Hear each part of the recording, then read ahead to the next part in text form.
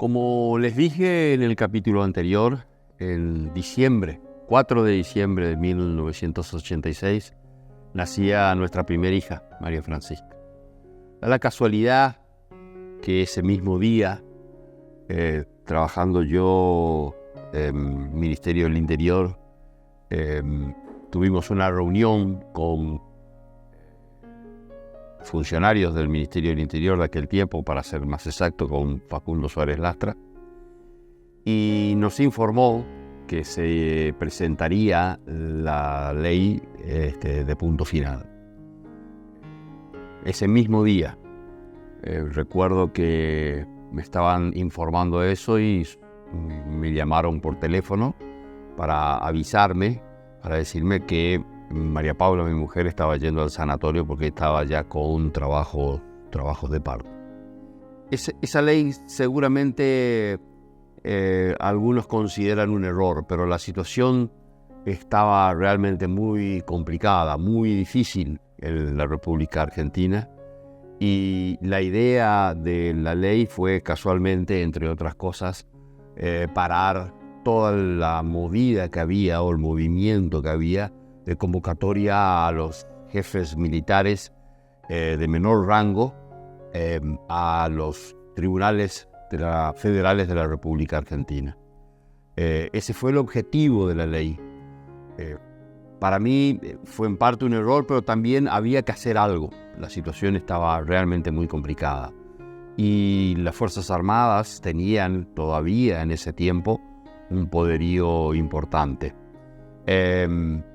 Algunos, por supuesto, plantearon que se estaba cediendo ante las Fuerzas Armadas, y lo cierto es que había que tomar una decisión para salvar a la democracia en ese momento.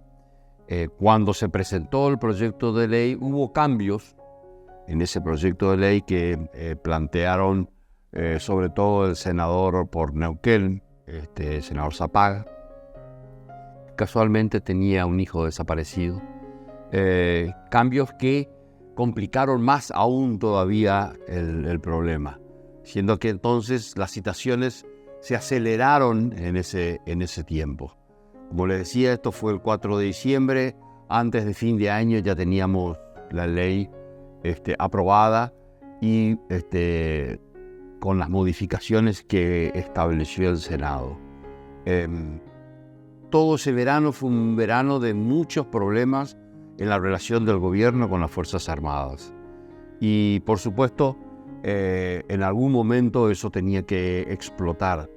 Y eso ocurrió en Semana Santa de 1987, la famosa Semana Santa de 1987, donde aparecieron grupos que eran básicamente los carapintadas, y donde hubo una reacción popular importantísima, una reacción de apoyo al gobierno democrático del doctor Alfonsín importante. Las plazas de la República Argentina estuvieron llenas, sobre todo, por supuesto, la Plaza de Mayo. Y verdaderamente el apoyo popular al gobierno del doctor Alfonsín, el apoyo de la oposición, en este caso sí hay que decirlo, porque en este caso estuvieron presentes Cafiero, Luder, una cantidad importante de dirigentes del justicialismo apoyando al gobierno, hizo que finalmente el movimiento Carapintada, así se llamaba, encabezado por Aldo Rico, se rindiese, porque ese fue el hecho, se rindieron. Y por supuesto, a las horas, los servicios de inteligencia estaban actuando, planteando que el que había cedido era el doctor Alfonsín. Fue reconocido después por el mismo Aldo Rico de que el doctor Alfonsín no había cedido nada y que ellos se habían rendido frente a la enorme movilización popular que estaba yendo hacia el lugar donde estaban en ese momento los carapintadas. Entonces, la situación se había complicado verdaderamente, y la relación con las Fuerzas Armadas era realmente muy, pero muy tensa. Luego de esa ley de punto final, se presentó la ley de obediencia debida, que era finalmente lo que había planteado el doctor Alfonsín en la campaña electoral del año 83. ¿Recuerdan ustedes en los capítulos anteriores cuando le dije el juicio a las juntas, la obediencia debida y los que se extralimitaron, los 3 niveles de responsabilidad, los que se extralimitaron en el cumplimiento de las órdenes? Por eso entonces se presenta la ley de obediencia, la ley de obediencia debida, que vino en definitiva a resolver un problema en ese tiempo, que era un conflicto permanente que teníamos con las Fuerzas Armadas.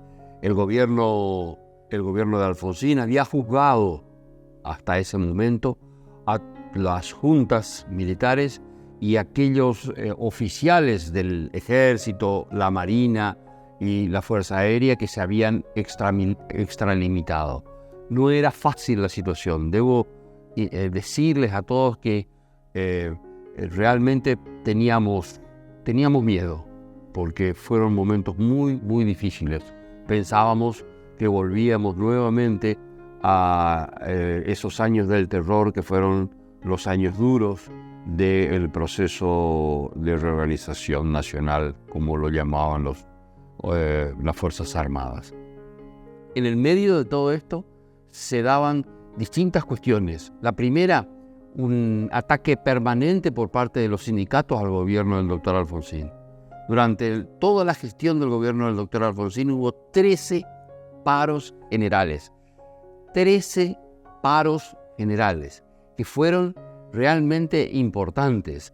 Aparte de todos los paros sectoriales que hubo paros generales. Nunca en la historia de un gobierno civil, un gobierno democrático, hubo tantos paros generales. Eran paros políticos que se llevaban adelante en ese momento. A su vez también teníamos un problema que, si bien el plan austral había funcionado bien, la verdad es que el plan austral empezó a fracasar por 2 cuestiones. Primero, el déficit fiscal del Estado argentino era enorme. Y en segundo lugar, un déficit cuasi fiscal que tenía que ver con la necesidad de subir las tasas de interés para aplacar el movimiento del dólar. Algo parecido a lo que tenemos hoy, ¿no? Así que esa era la situación. El 6 de septiembre había elecciones, el 6 de septiembre de 1987. Y la verdad es que la situación estaba muy complicada. Mientras tanto, yo trabajando políticamente en la provincia de Corrientes, trabajando políticamente con Goyo Pomar y todo el equipo que en ese año 1987 trabajó para intentar el triunfo en las elecciones que iban a ser en el mes de septiembre de 1987. Previamente habíamos tenido una elección interna contra Armando Romero, una elección interna que tuvo un resultado realmente muy ajustado, un resultado que terminó casi empatado. Votaron 22.000 correntinos en esa elección interna y el resultado fue casi un empate, con lo que se generó un problema político enorme en el ámbito de la Unión Cívica Radical. Armando Romero por un lado y Goyo Pomar por el otro. Finalmente hubo acuerdo y logramos una intervención compartida de la Unión Cívica Radical. En esa elección, los jóvenes amigos de la Junta Coordinadora de aquel tiempo, de acá de la provincia de Corrientes, donde había amigos como Armandito Aquino Britos, Darío Cabrera, los Gogorza de Montecaseros, por supuesto los amigos de Goya. En una convención que se hace en la ciudad de Chavarría me proponen como candidato a diputado provincial por la Juventud Radical. Y así fue.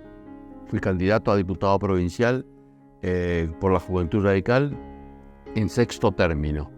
En esa elección, que fue una elección histórica del radicalismo, solo mejorada hace pocos meses por o años, hace pocos años, por Gustavo Valdés. En esa elección el radicalismo sacó, yendo solo, 94.000 votos. No llegamos a ser gobierno, pero Goyo Pomar hizo una fantástica elección. Yo en esa elección quedé en las puertas de ser diputado provincial, tanto es así que entraron 4 diputados y yo era el quinto porque había fallecido Pepe Espala de esquina y no entré. Fui el que quedó en la puerta como se dice, pero no importaba. Lo importante era que ya habíamos dado testimonio de la militancia, del esfuerzo, del trabajo. Hicimos publicidad, hicimos pintadas, pegábamos afiches, trabajábamos en los barrios. Fue un trabajo formidable que mucho me enseñó para lo que iba a venir después. Ese año, 1987, fue un año de leyes muy, pero muy importantes. Quizás la más importante de todas fue la ley del divorcio vincular, de autoría de Florentina Gómez Miranda, una mujer que trabajaba y militaba en la Unión Cívica Radical, brillante, con proyectos importantes como ese, pero también el proyecto de la patria potestad compartida, que había sido propuesto por Alfonsín en el acto del cierre en Buenos Aires de la campaña electoral de 1983. En definitiva, leyes que estructuraban de una forma nueva la familia que venía para el siglo XXI. Una ley fundamental también fue la ley del traslado de la capital, que desgraciadamente no se hizo realidad. Hubiese sido seguramente una revolución en la República Argentina la posibilidad de trasladar la capital hacia el sur, que era lo que pretendía el doctor Alfonsín, porque hubiese hecho de este país un país seguramente mucho más federal, cambiando toda la estructura demográfica de la Argentina, haciendo que ese gran Buenos Aires, que es una capital macrocefálica, deje de serlo. Pero en ese momento ya estábamos en un momento, como diría, a la defensiva.